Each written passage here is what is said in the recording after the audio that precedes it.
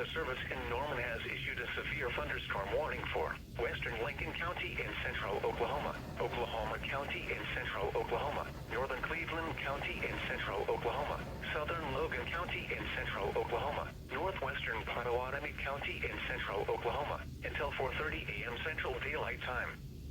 At 3:52 a.m. Central Daylight Time, severe thunderstorms were located along a line extending from near Guthrie to near Edmond to near Oklahoma City, moving east at 35 miles an hour.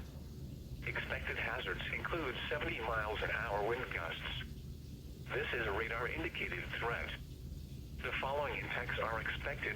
Expect considerable tree damage. Damage is likely to mobile homes, roofs, and outbuildings.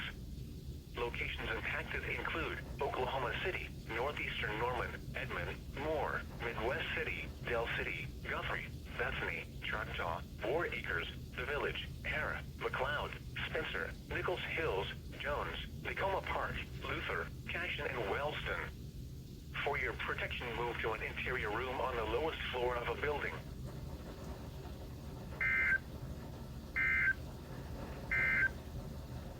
The National Weather Service in Norman